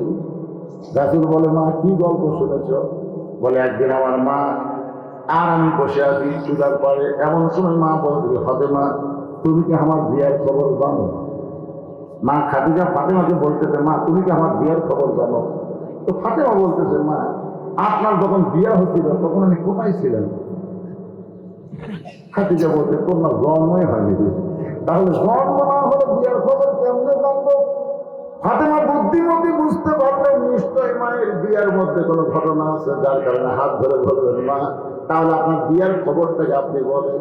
খাদিজা বলতে ফাতেমা একদিন আমি বেলকুনির মধ্যে আরাম করতেছিলাম, দাসী আমার মাথার চুল বিলকি করে দেয়, এমন সময় দুপুরবেলায় আমার সমস্ত রাখাল ঘরের মধ্যে আরাম করতেছে, হাজার হাজার উটদুম্বা মাঠে ময়দানে, আর সে উটদুম্বা গুলো বাদ দিয়ে রাখাল গুলো ঘরের মধ্যে আরাম করে।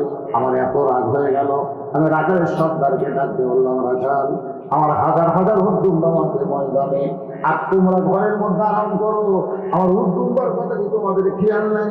রাখালের সর্দার বলে মালকিন আপনি জানেন না ভাগ্য বলে আমরা এমন একটা রাখাল পাইছি যে রাখাল চাকরিতে জয়েন করার সাথে সাথে আপনার উটদুম্বাগুলো সব ভদ্র হয়ে গেছে। ওই রাখাল যা করে উটদুম্বা তাই করে। রাখাল যদি বলে উঠতে খাও, খাওয়া শুরু করে দেয়। রাখাল যখন বলে খাওয়া বন্ধ করো, খাওয়া বন্ধ করে দেয়।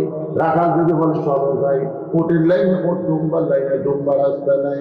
খাদিজা বলে রাখালের সর্দার এই গাঁজা করি গল্প তুমি আমার কেমনে শোনাও? একজন মানুষ রাখালের বাধ্য কোনোদিন উদ্যোক্তা হতে পারে না। রাখালের সর্দার বলে মালকিন যদি আপনার বিশ্বাস না হয় তাহলে আপনি তদন্ত করে দেখতে পারেন। মা খাদিজা তদন্ত করতে গিয়ে দেখে রোদে পাহাড় পোড়া গন্ধ, বালু পোড়া গন্ধ আসতেছে, এত তাপ মক্কার মরুভূমির মধ্যে। হঠাৎ দেখতে পাই ওই রাখালের মধ্যে এক খন্ড মেঘ ছায়া দান করতেছে। রাখাল নবী আমার যেদিকে যায় সেই দিকে মেঘটা যায়। নবী যখন বসে মেঘটা তখন নিচের দিকে চলে আসে। খাদিজা 40 বছরের একজন বিধবা নারী রাখালকে সঠিকভাবে মূল্যায়ন করতে গিয়ে আর একটু সামনে গেলেন। যেই মাত্র সামনে গেলেন দেখে 400 গ্রহ তারা তারি নূরের ইশারা, নইলে যে অন্ধকারে ডুবিত এই ধরনী। এত সুন্দর চেহারা কোনো মানুষের নয়। এক নজর সঙ্গে সঙ্গে খাদিজা মারছে দৌড়, দৌড়ে এসে ঘরের দরজা বন্ধ করে দেয়। দাসী গিয়ে বলতেছে মালকিন রাখালকে তদন্ত করতে গেলেন, তদন্ত হয়ে যায় কি? খাদিজা বলতেছে চাকরি ক্যান্সেল করে দিলাম, আমি রাখালের চাকরি ক্যান্সেল করে দিলাম। দাসী বুঝতে পারে নাই মুরগি মানুষ। আবু তালেবের কাছে গিয়ে বলতেছে মুরব্বী যেমন ভাবে ভাষাকে লালন পালন করেছেন, যিনি মা খাদিজা রাখাল করতেছিলেন আজকে তার চাকরি ক্যান্সেল করে দিল, এখন আপনি কি করবেন? আবু তালেব মনটা ভার করে খাদিজার ঘরের মধ্যে সে বলতেছে মা আমার ইতিম ভাতিজার কি দোষ? মা আমার ইতিম ভাতিজা কি দোষ করেছে যে দোষ করার কারণে তার চাকরি ক্যান্সেল করে দিলাম? খাদিজা বলে চাচা চাকরি ক্যান্সেল করার অর্থ হলো সে আর রাখাল থাকবে না, আমি তাকে আমার স্বামী হিসাবে গ্রহণ করে নিব। ফাতেমা বলতে তো বাবা, যেই মাটা মক্কার সবচেয়ে ধনবতী রমণী ছিল, রাখা থেকে আপনাকে স্বামী বানায় গেল, আর আজকে সেই মাটা আমার দুনিয়া থেকে বিদায় হলো। সে মায়ের জন্য মক্কার দোকানে কি নতুন কোনো কাপড় নেই? নতুন কোনো কাপড় না দিয়া এই পুরাতন কাপড় কেন আমার মাকে দিচ্ছেন বাবা? বাবা গো, আমার মায়ের জন্য কি নতুন কোনো কাপড় হবে না? রাসূল ফাতেমার চোখের পানি মুছে দিয়ে বলে, ফাতেমা রে, এই জুব্বা আমি তোমার মাকে দিচ্ছি না। মা তোমার জুব্বা খায় আমার কাছে চাইছে। এই জুব্বা সাধারণ কোন জুব্বা নয় মা, এই জুব্বার সঙ্গে আল্লাহর কোরআনের সম্পর্ক রয়েছে।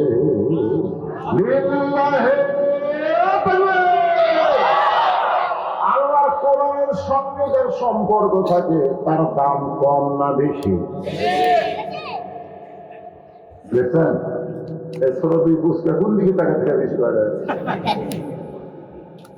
একই গাছের কাজ, একই গাছ দিয়ে খাট বানাচ্ছে, সোফা বানাচ্ছে, আর একটা রেহাল বানাচ্ছে। রেহাল একটা খাট বানাচ্ছে, একটা সোফা বানাচ্ছে, একটা রেহাল বানাবার চাচ্ছে না, সামান্য কাঠ রাখছে তো মেহরবানি।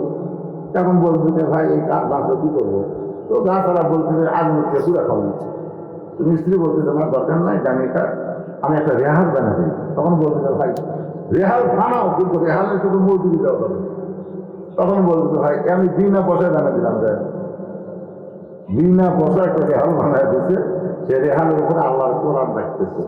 এখন আপনাদের কাছে আমার প্রশ্ন হলো, একই গাছের কাঠ, একটা খাট, একটা সোফার, একটা রেহাল, দাম বেশি কাঠ? কি বলি? রেহালের সাথে কোরআনের সম্পর্ক থাকার কারণে একটা রেহালের দাম বেশি দেওয়া যায়। এতগুলো মানুষ আমরা এই কোরআনের সাথে আমাদের সম্পর্ক রাখার দরকার আছে না? যারা যারা রাখছেন দুই হাত তুলে কাল লেগে দেখেন, আল্লাহ আল্লাহ, যারা হাত তুলতেছে না হাতগুলো তার মিলে হয়ে যায়। কান কান করতে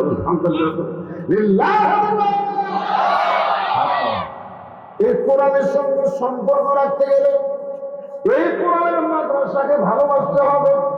এই কোরআনের মাদ্রাসাকে যদি আপনি টিকায় রাখেন তাহলে কোরআনের সঙ্গে আপনার সম্পর্ক বাড়বে। যারা যারা সম্পর্ক রাখতে চান হাত তুলেছেন, আমি তাদের কাছে এই কোরআনের সঙ্গে সম্পর্ক রাখার জন্য 100 টাকা করে টাকা দাম চাচ্ছি। 100 করে টাকা, ইনশাআল্লাহ। 1000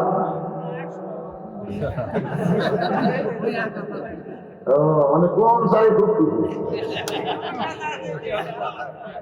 সেই জন্যই বললাম আল্লাহ যদি নাও থাকে 10 টাকা দিয়ে হলো এই কোরআনের সঙ্গে সম্পর্ক করবে ইনশাআল্লাহ। 100 টাকা নাই দেখে কি আপনি সম্পর্ক করবেন না? 10 পারেন, 20 পারেন, 50 পারেন। তবে এখানে আমি 100 জন আল্লাহর বান্দাকে দেখতে চাই যাদের বাপ মা কবরে গেছে, বাপ মা রুহের মাধ্যমের জন্য এই নবীর মাদ্রাসা একটা কোরআন শরীফ দান করবেন। একটা কোরআন শরীফ মাত্র 500 টাকা। আপনি 500 টাকা দেবেন, এই মাদ্রাসা একটা কোরআন শরীফ দান করার সওয়াব আল্লাহ আপনার বাপ মার কবরে দিবে। এমন কোন আল্লাহর বান্দা আছে যে নিজের বাপ মার কবরকে জান্নাত বানানোর জন্য এই নবীর মাদ্রাসা একটা কোরআন শরীফ বাবদ 500 টাকা দিবেন? কত বললে? 154 জন না, এখনই যাবে আবার।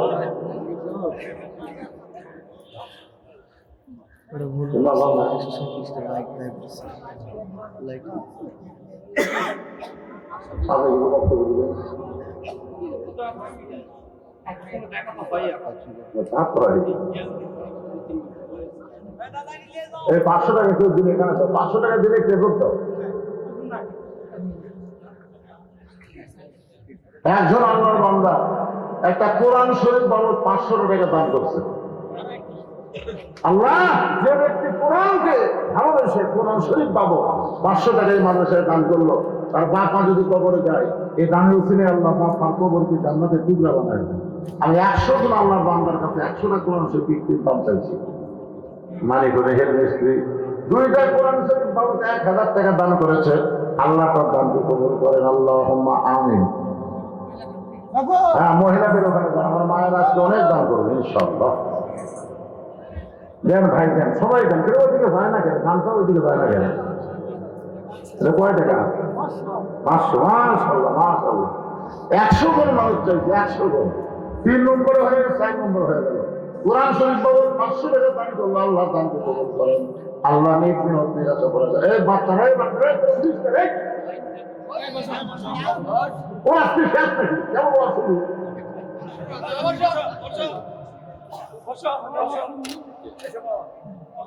মনে করছে জায়গা তাতেও আসছে, জায়গা তাতেও আসছে। একটা মহলটা বুঝে আপনাদের কাছে চাইলাম, ব্যাগের খবর কি, যেগুলো ব্যাগ নিয়ে ঘুরতেছে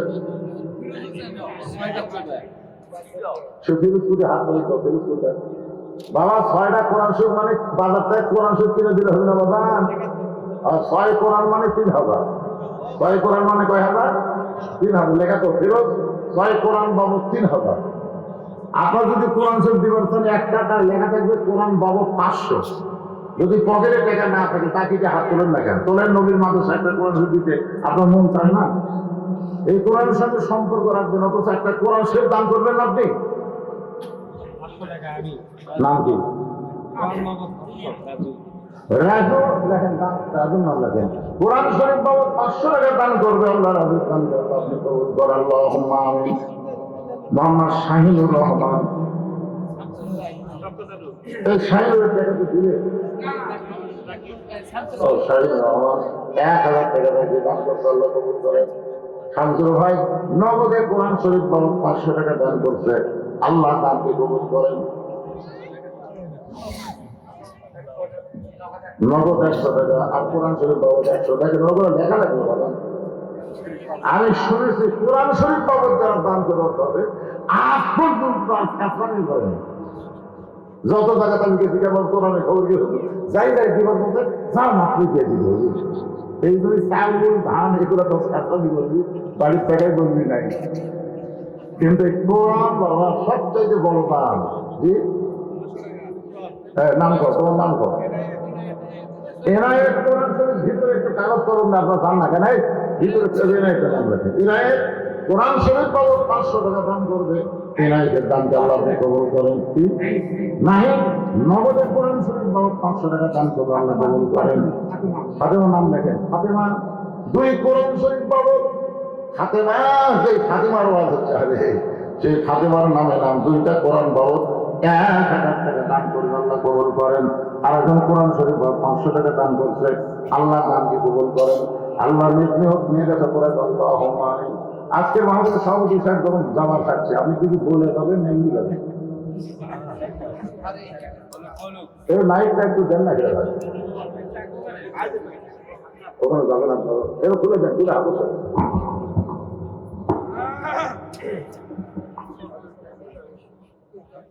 এটা আমাদেরকে বন্ধ করে দাও, ওটা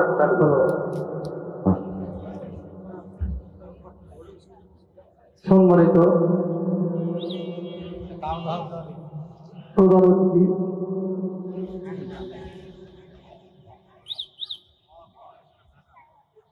উপস্থিত সম্মানিত ছেলে, ইতিপূর্বে কয়েকবার এখানে আমি এসেছি। আপনাদের মাদ্রাসার ব্যাপারে যথেষ্ট পরিমাণে যা করে দিলাম আমি করছি।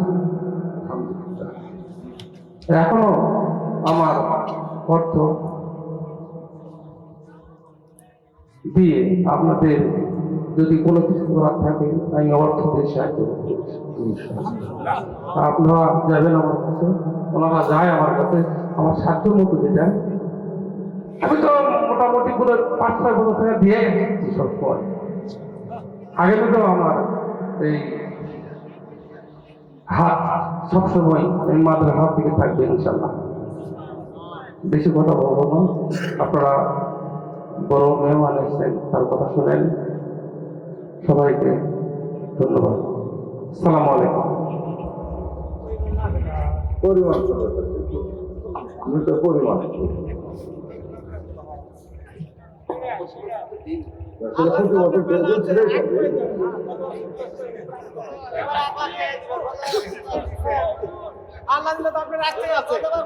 আসলে দান ভাইরা মনে হয় প্রকাশ্যে বলা যায় না, তাই প্রকাশ্যে যায় হ্যাঁ, না না না তাবুকের যুদ্ধে আল্লাহ তাআলা প্রকাশ্যে দান চাইছেন, কে কত পারবে, কে কত পারবে, তাবুকের যুদ্ধে।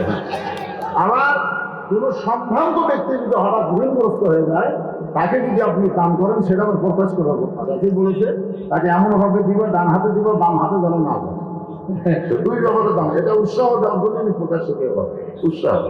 এখানে ভোটারের দিকে আছে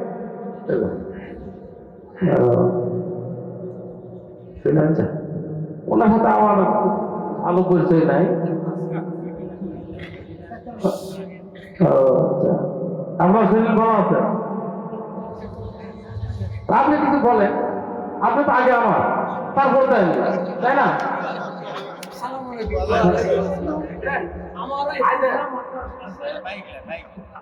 ছোটখাটো একটা এতিমখানা মাদ্রাসা আছে, 40টা এতিম আছে, তাতে কোনো খরচ নেই, আল্লাহ পাক চালায়। তারপরে আমার যে প্রধান বক্তা বন্ধু সাহেব এরকম করে জানি না, আমার যে মাদ্রাসা আছে এতিমখানা না, আমি যে মানুষকে এত বলি বুঝাই, আমার একটা মাদ্রাসা, আপনি বোঝার চেষ্টা করেন না। তাহলে মনে হয় এই এলাকার মধ্যে কোনো মাদ্রাসার যায় মনে হয় খালি আছে। আপনি যে আপনি যেটা দিবেন তার থেকে 5,000 টাকা বেশি ধরেছি। এখন মাদ্রাসাতে এখানে আছে যেহেতু ঘর আছে, লীলা বোর্ডিং আছে। লীলা বোর্ডিং আছে। এখন আমি তো নিজেও তো লীলার মধ্যেই আছি।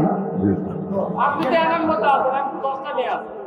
না অনেক আমার যে মাদ্রাসা বগুড়া, সেখানেও ভাই আমার মোটামুটি লীলা বোর্ডিং এর জন্য দেয়, আসলে অনেক জায়গা দেয়, প্রকাশ পায় না। দিয়ে আমার নিজেকে আমার চালানো হয়, এই জন্যে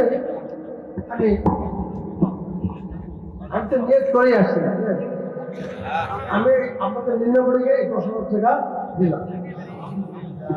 কিন্তু এখন একটা বিবেচনার কথা আছে, আমি কিন্তু পুরো প্রকাশ আমার মাথায় কোথাও চাই না। আমার পাশে যে 2-3টা গ্রাম আছে, আপনারা তো জানেন, পাশের গ্রাম ভালো করে লক্ষ্য, এবং আমরা এই 3টা গ্রামের লোকের কাছে ওটা দিয়ে আমরা আমাকে চালাই। আর আমার এই প্রধান বক্তা মজদুর সাহেব জানে, সব জানে আমার মাদ্রাসার সৃষ্টি আমরা ভালো লাগে, আমি কিন্তু যাই না কোথাও একটা বেশি। তারপর উনি বলছে যে আমার কথা বললে আর ঠিক আছে, তো দোয়া করবেন। আমি আপনাদের মাদ্রাসার জন্য দোয়া করি, এটা শেষ না, যে কোনো সময় যাবেন, আমি যতটুকু পারি হেল্প করবো। আর আমার মাদ্রাসার জন্য দোয়া আল্লাহ এবারে শেষ করতেছি। আসসালামু আলাইকুম।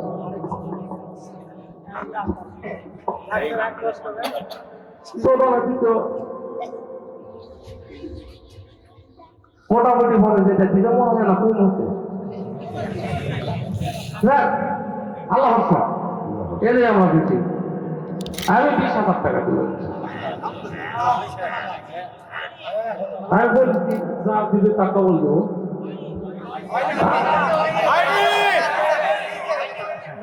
আমি তো বলছি টাকা বলবো।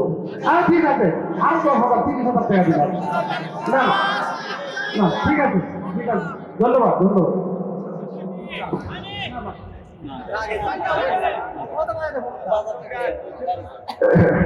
গতবারে 50,000 দিচ্ছে, গতবারে 50, গতবারে 50 দিচ্ছে, তাহলে আপনি তো কমাচ্ছেন। আসলে মোটামুটি তো কোনো দিন মোটামুটি তো মাদ্রাসা হয়েই গেছে, তাই না? হ্যাঁ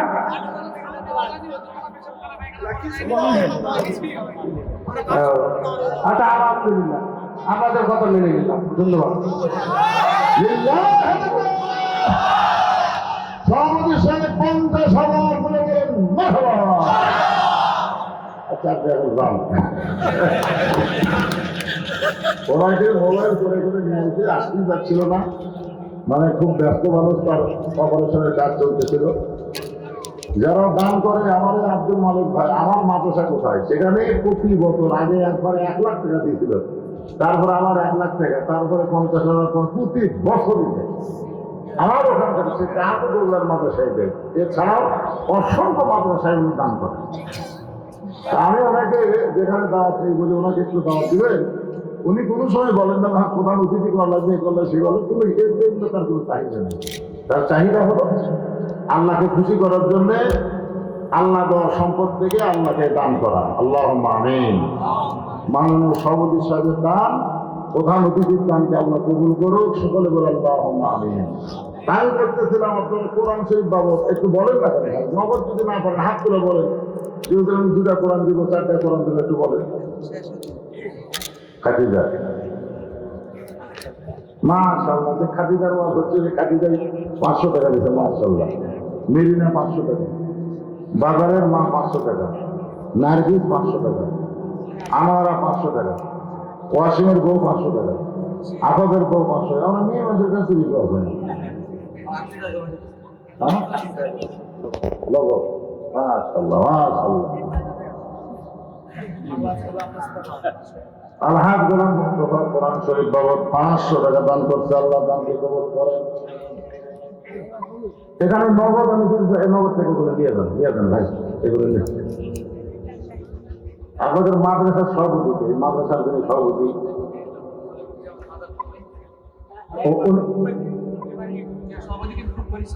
উনি দান করছেন।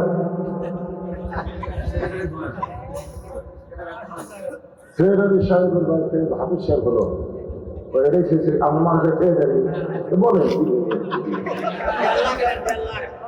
এরা আবার 2 জন লাগছে, প্রধান অতিথি আর সভাপতি, এরা তো সভাপতি সাহেব বলুক, তারপর মা হয় না যেখানে আগুন পাইছিলেন। এই সভাপতি সাহেব, মামা সাহেব কোথায়? সাহেব মামা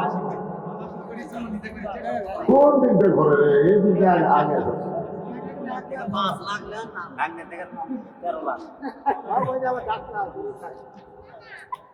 সভাপতি সাহেবের আগমন, এটা মাদ্রাসার সভাপতি সাহেবের আগমন। মাদ্রাসার সভাপতি কি দিল 500? ছোট্ট বাচ্চা কুলসুম, তার বাপের নাম জানেন? একা আদায় করে খেলা হবে। কুলসুম 500 টাকা দান করলো, ছোট্ট বাচ্চা কুলসুমের দানকে আল্লাহ আপনি কবুল করেন, আল্লাহুম্মা আমিন।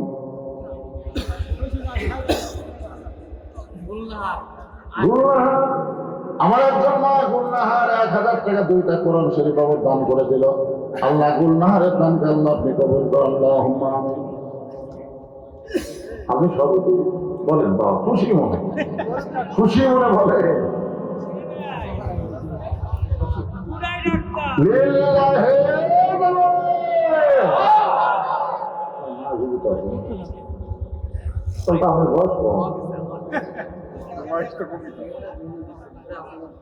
ওনার মা দিবে 5,000, উনি দিবে 5,000, মোট 10,000 টাকা করে বলেন মারহাবা। এখন সেটা সে কি করে?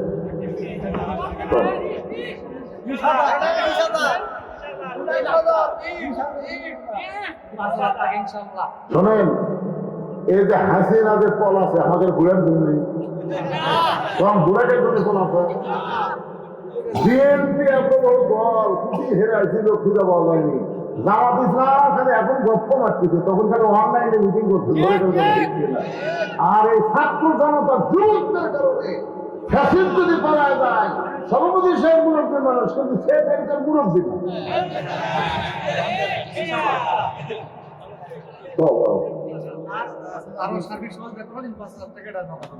নগদে 5,000 না, আমার বেশি চাপ দিলে একটা হয়ে সেক্রেটারি মারছে, ওইখানে থাকবে না।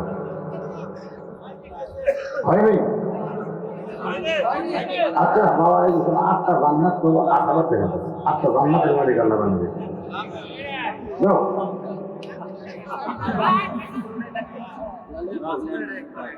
মাশাআল্লাহ, আর কোনো চাপাচাপি নাই, ইনশাআল্লাহ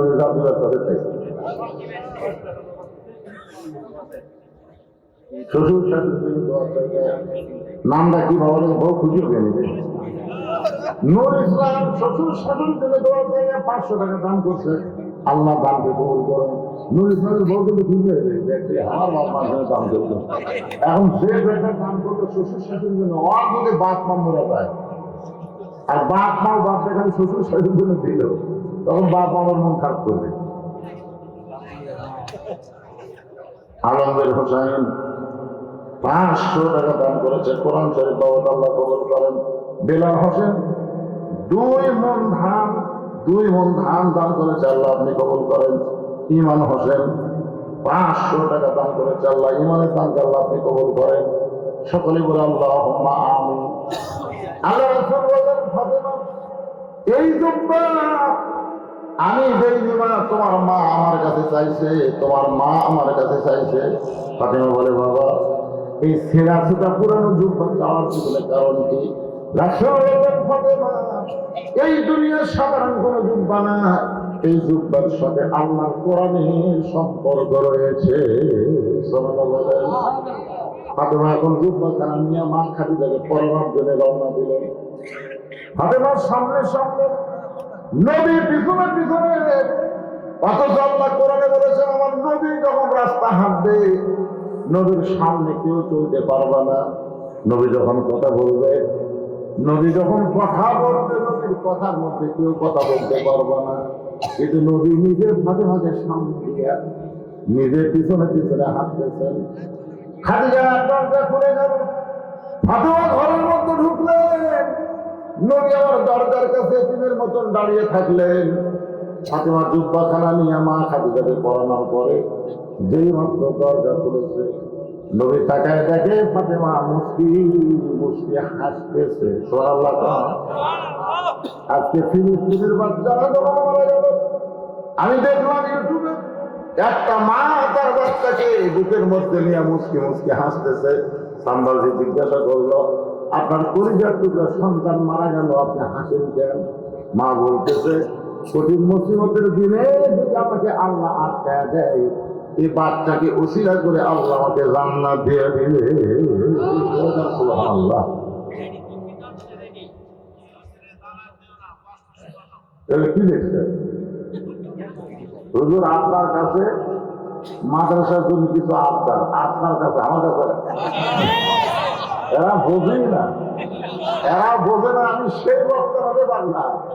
আমি সারা জীবন যত জায়গায় কাজ করছি আমার আব্দুল মালিক ভাই কাছে, এবং যারা এবার দাওয়াত দিয়ে গেছিল দিচ্ছিল তো জামাই পরে খেলার পর আমি যখন এরা নিজের চোখে দেখাইছে, এই বছরই আমার সাহিত্য হুজুরের নামে আমি একটা অডিশন করছি, পৃথিবীর কাছ থেকে 1 টাকা দাম নেইনি। আমার 235 শতক জায়গার উপর মাদ্রাসা মসজিদ তিনখানা, এখানে পৃথিবীর কারো কাছে 1 টাকা দাম সব দেওয়া হয় নাই। আমার আব্দুল মালিক ভাই যেটা দিয়েছিল জাকাতের টাকা লিল্লা বডি খরচ, মাদ্রাসার আঙ্গিনে যত। তাই আমি নিজে এক মাদ্রাসা চালাতে যাই, হামশিম খাচ্ছি। আর শেখ হাসিনার সময় 9 বার জেলত গেছি, 24টা কেসের মধ্যে আছি, যা কামাই করতে সব জিতেই গেছে। ধরে সব কথা ঠিক না। ঠিক আছে, তোমরা তখন আমাকে বিদায় করো, বিদায় সময় একটু ধরে টাকা দিও, আমি সেখান থেকে তোমাকে একটু দান করে দিব। আমি মনে করতেছি বড় একটা দানের খবর আসছে, যেমন এবার কি করতেছে, একই খবরে 2 বার মন্ত্রী নাকি পাঠাচ্ছে। একটু জিকির করেন, লা ইলাহা ইল্লাল্লাহ, লা ইলাহা ইল্লাল্লাহ, জোরে লা ইলাহা, লা ইলাহা ইল্লাল্লাহ মুহাম্মাদুর রাসূলুল্লাহ। মা খাদিজাকে কাপড় পরানোর পরে ফাতেমা মুসকে মুসকে হাসতেছে। আপনার খেয়াল করে শুনছেন?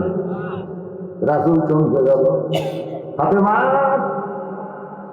তোমার মাকে কাপড় পরানোর পরে তুমি হাসতেছো কেন?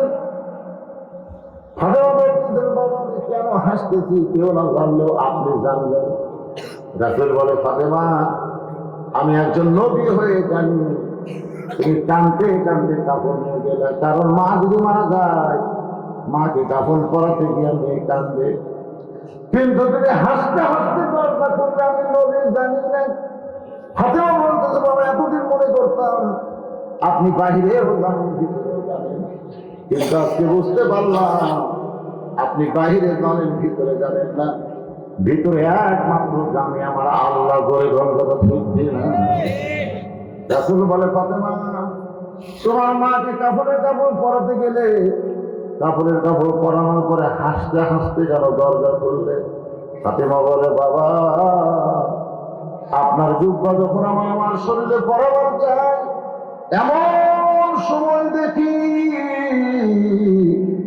আমার মাকে আল্লাহ জান্নাতের কাপড় পরায়া দিছে। সঙ্গে সঙ্গে নবী আমার ছোট বাচ্চার মতন কানতে কানতে দরজা বসে গেলেন।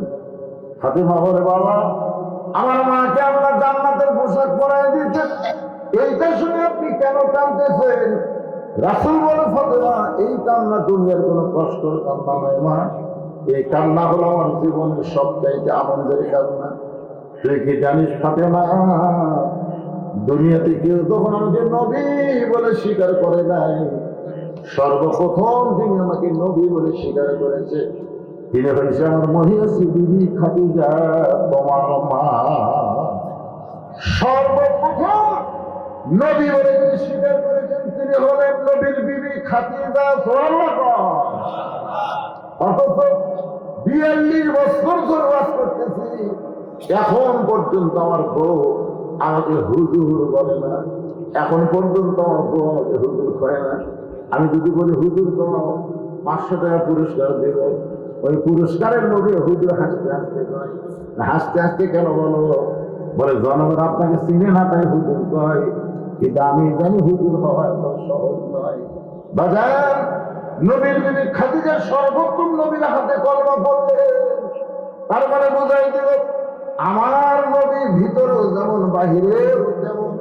কেউ যদি যাকে তাকে অন্ধভাবে মানা যাবে না, একজনকে চোখ বন্ধ করে মানা যাবে, তিনি হলেন মুহাম্মাদুর রাসূলুল্লাহ। এই জন্য আতিউল্লাহ ওয়া আতিউর রাসূল ওয়া উলিল আমরি মিনকুম, খুব খেয়াল করবেন। এখানে আল্লাহ কিন্তু বলেছেন আতিউল্লাহ ওয়া আতিউর রাসূল, দুই জায়গায় আতিউল্লাহ আতিউর রাসূল, কিন্তু আতিউল আমরি মিনকুম আল্লাহ কিন্তু বলে নাই। এখানে ওয়াতিউ বাদে উলিল আমরি মিনকুম বলেছে। এই দুনিয়াতে আল্লাহর পরে একজন মানুষকে নিঃসন্দেহে মানা যাবে, কোনো সন্দেহ করা যাবে না, তিনি হলেন মুহাম্মাদুর রাসূলুল্লাহ। নিজের হাত দিয়ে খাদিজাকে নবী কবরের ঘরে নামায় দিচ্ছেন, দুই চোখ দিয়ে দরদর করে পানি পড়ছে। আবু বকর বলে, রাসূলুল্লাহ, আপনি যদি এমন করে কাঁদেন, হুজুর আপনি যদি এমন করে কাঁদেন, তাহলে আমরা কেমনে সহ্য করবো? রাসূল বলে, আবু বকর, আমি যখন খাদিজাকে কবরের মধ্যে নামাইতেছি, আমি তখন নবী হিসাবে নয় রে, আমি হলাম দুনিয়ার একটা হতভাগ্য স্বামী। সে খাদিজা যতদিন জীবিত ছিল, আমি রাসূল দ্বিতীয় কোনো বিয়ে করি নাই। বহুদিন খাদিজা আমার কানের কাছে মুখ লাগায় বলে, স্বামী গো, 25 বছরের একটা জীবন, 40 বছর একজন বিধবাকে বিয়ে করলেন, এখন আমার সঙ্গে সংসার করতে করতে আমি বুড়ি হয়ে গেলাম, আপনি কি আর একটা বিয়ে করবেন না? রাসূল খাদিজার কপালে চুমাতে বলে, খাদিজা, আপনি যদি শুধু আমার বিবি হইতেন তাহলে আমি বিয়ে করতাম, কিন্তু আপনি শুধু আমার বিবি না, আপনি হলেন আমার দরদ। আপনি যতদিন দুনিয়াতে থাকবেন, আমি নবী ততদিন দ্বিতীয় করে বিয়ে করবো না। আবু বকর রাতের বেলা কলেমার দাওয়াত দিবার যখন বাইরে যাইতাম, কোনদিন আসতে রাত 1টা বাজতো, কোনদিন ফিরে আসতে রাত 2টা বাজতো, কোনদিন রাত 3টা বাজতো। ওই আল্লাহ শপথ করে বলতেছি, আমি কোনদিন ঘরের দরজায় এসে খাদিজাকে ডাক দেই নাই, শুধুমাত্র দাঁড়াইছি আর সঙ্গে সঙ্গে দরজা খুলে গেছে। আমি নবী আশ্চর্য হয়ে বলে, খাদিজা, এত রাত্রে কখন কোন দিন আসি, কিন্তু আসার পরে আপনি সাথে সাথে দরজা খুলে দেন। খাদিজা বলে, রাসূলুল্লাহ, আপনি যখন দাওয়াতের কাজে বের হয়ে যান, আমি যখন নাকটা লাগায় দরজার ফাঁকে দাঁড়িয়ে থাকি। হুজুর আপনি নিষ্কাম্বর, আপনি এত সুগন্ধ, আপনি যখন দরজায় আসেন আমি তখন বুঝতে পারি, দরজা খুলে দেই। রাসূল বলে, খাদিজা, তাহলে কি আপনি ঘুমাবেন না? খাদিজা বলে, হুজুর আমি সেই দিন একলা ঘুমাবো যেদিন আমার মরণ হবে। রাসূল বলে, আবু বকর, আজকে খাদিজা কবরে একলা ঘুমায় গেল রে, আমি নবী থাকবার চাইলেও আর সাথে থাকতে পারলাম না। কবরে মাটি দিয়ে সবাই যখন চলে যান, আল্লাহ নবী খাদিজার কবর ছাড়েন না, ঘন্টার পর ঘন্টা হয়ে যায়, কিন্তু মুনকির নাকির খাদিজার কবরে আসে না। এক সময় রাসূল বলে, আল্লাহ, আমার খাদিজার কবরে কি আপনি মুনকির নাকির পাঠাবেন না? আল্লাহ বলে হাবিব, আপনি খাদিজার কবরের পাশে দাঁড়িয়ে থেকে প্রমাণ করতেছেন আপনি শুধু খাদিজাকে ভালোবাসেন। আজকে শোনে নেন, আপনি যেমন খাদিজাকে ভালোবাসেন আমি আল্লাহ তেমন ভালোবাসি। ওই যে আপনার হাতটা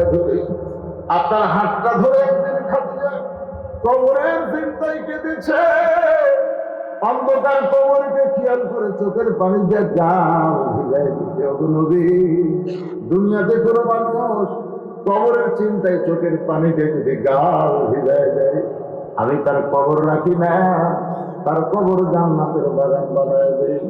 5 ওয়াক্ত নামাজ আদায় করে কেউ যদি কবরে যায়, কবরে যাওয়ার পরে মুনকির নাকির যখন বলবে মান রব্বুকা, তোমার রবকে, তখন নামাজ জানিয়ে বলবে রে মুনকির নাকির, যাকে রব সম্পর্কে প্রশ্ন করতেছ সে মসজিদের মধ্যে গিয়ে নিয়ত করার পরেই বলে আলহামদুলিল্লাহি রাব্বিল আলামিন।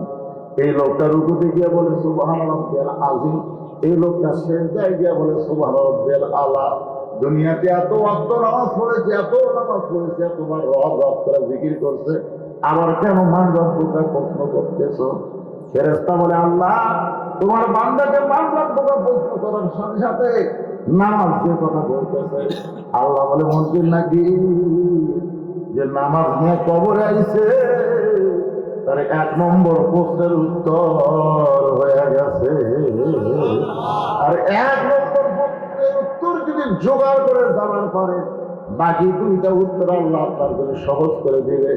তাই চক্কাতার যুবকদের পরিবার শুধু মাদ্রাসা তৈরি করলে হবে না, মাদ্রাসার পাশাপাশি আমাদেরকে 5 ওয়াক্ত নামাজি হওয়া লাগবে। করে কথা ঠিক না? আজকের এই আলোচনা বক্তা এবং শ্রোতা সকলের জন্য কবুল করুন। সকলে বলে আল্লাহুম্মা আমিন। ইস্তেগফার পড়ে আস্তাগফিরুল্লাহ। এই লাভ দৌড়ে দৌড় দেখতে এই মাসের পরে যে একটা মাস আসতেছে, নাম কি? বৈশাখ মাস। বুঝতেছেন কিন্তু আপনার এলাকার যে আরো মাহফিল হবে, সেদিন আগে একজন ভূতত্ত্ববিদ বলেছে এবার ঢাকাতে এমন একটা ভূমিকম্প হবে যে ভূমিকম্পে লক্ষ লক্ষ মানুষ মারা যাবে। এই ভূমিকম্পের খেলা যদি নওগাঁ তো আসে দেখি হবে, একটা মোনাজাত করতে পারি না আমরা, জীবনের শেষ মোনাজাত হতে পারে। ربي من كل ذنب واتوب اليك لا حول ولا قوة الا بالله العلي العظيم اللهم صل على محمد اللهم بارك على محمد اللهم آمين اللهم انت السلام ومنك السلام تبارك يا ذا الجلال والاكرام। আয়াতটা তারা মাগরিবের নামাজের পর থেকে এত রাত পর্যন্ত তোমার পাগল বান্দারা আরামের বাড়ি ঘুমকে বাদ দিয়া, তোমার পাগলি বান্দিরা ঘুম বাদ দিয়া, কোরআন হাদিসের মহব্বত দিয়া কবর থেকে আলোচনা শুনেছে। আল্লাহ মেহেরবানি করে আজকের মাহফিল আমাদের সকলের হেদায়েতের জন্য, নাজাতের জন্য, জান্নাতের জন্য কবুল করে নাও। এই মাহফিলের শুরু থেকে শেষ পর্যন্ত যত আলোচনা হয়েছে আল্লাহ, এর মধ্যে যদি ত্রুটি হয়, ভুল হয়, মাফ করে দাও। এর হাদিয়া মঞ্জুর করো। সোনার মদিনায় নবী পাকের রওজা মুবারকে আল্লাহ কবুল করো। তামাম আম্বিয়া কিরাম, আসহাবে কিরাম, তাবিঈন কিরাম, তাবিঈন কিরাম, তামাম পৃথিবীর মাটির নিচে যত মুমিন মুমিন আছে আল্লাহ সকলে আরো করে আছে কবুল করো। আল্লাহ এই মাদ্রাসাকে কিয়ামত পর্যন্ত কবুল করে নাও। এই মাদ্রাসার মধ্যে যেন কোনো মতভেদ না থাকে, সকলে মিলে মিশে মাদ্রাসার মধ্যে যেন কাজ করতে পারে। আল্লাহ তুমি তৌফিক দিয়ে দাও। আল্লাহ আজকে যারা মাদ্রাসায় নগদে পাখিতে দান করেছে, আল্লাহ সব দামগুলো জান্নাতের বিনিময় হিসেবে কবুল করে নাও। আল্লাহ আমরা যারা হাত তুলেছি, আমাদের জনম দুঃখী মা যাদের বাবা অন্ধকার কবরে চলে গেছে, আল্লাহ মেহেরবানি করে মা বাবার কবর জান্নাতের টুকরা কবুল করে নাও। আল্লাহ আমাদের দাদা দাদি নানা নানি আত্মীয় স্বজন শ্বশুর শাশুড়ি যাদের কবরে গেছে, আল্লাহ কবরবাসীদের মাফ করে দাও। আজকের মাহফিলের সম্মানিত সভাপতিকে আল্লাহ তুমি কবুল করো, সহসভাপতিকে আল্লাহ তুমি কবুল করো। আজকের মাসে প্রধান অতিথি আমার আব্দুল মালিক ভাইকে আল্লাহ তুমি কবুল করো। তার ব্যবসার মধ্যে বরকত দিয়ে দিও, আরো বেশি বেশি দান করার মতো ইমানি শক্তি দিয়ে দিও। আজকের এই মাহফিলের সম্মানিত আল্লাহ মাদ্রাসা কমিটির সম্মানিত সভাপতি, মাদ্রাসা কমিটির সহসভাপতি, মাদ্রাসার সেক্রেটারি, মাদ্রাসার কেশিয়ার, আল্লাহ মাদ্রাসার হিতাকাঙ্ক্ষী, মাদ্রাসার ওস্তাদ, মাদ্রাসার তালবেলে যার মাথায় পাগড়ি পরানো হলো, আল্লাহ সকল তুমি কবুল করো। আমার সম্মানিত মা বোনেরা পর্দার অন্তরে বসে বসে অনুষ্ঠানে চাবিরা সালিয়া পর্দাকে কবুল করে মা ফাতেমার চরিত্র দান করো। আল্লাহ গাজা ধ্বংস হয়ে গেছে, রাফা ধ্বংস হয়ে গেছে, ফিলিস্তিনদেরকে ওরা হত্যা করেছে। ভালো সব ক্ষমতা তোমার, তোমার কাছে আমরা বিচার দিলাম। পৃথিবীর মানুষ থেকে ইহুদি শয়তান জাতকে আল্লাহ তুমি ধ্বংস করে দাও। আল্লাহ আল্লাহ তুমি ধ্বংস করে দাও। আল্লাহ হর মুসলমানদের তুমি হেফাজত করো। গোটা বিশ্বের সমস্ত মুসলমানকে এক হওয়ার তৌফিক দিয়ে দাও। সুবহান রাব্বিকা রাব্বিল ইজ্জাতি আম্মা ইয়াসিফুন ওয়া সালামুন আলাল মুরসালিন আলহামদুলিল্লাহি রাব্বিল আলামিন। আল আখিরাতি কালিমাতুন ইনদাল মাউতি। সকলে বলেন লা ইলাহা ইল্লাল্লাহু মুহাম্মাদুর রাসূলুল্লাহ সাল্লাল্লাহু আলাইহি ওয়াসাল্লাম। আসসালামু আলাইকুম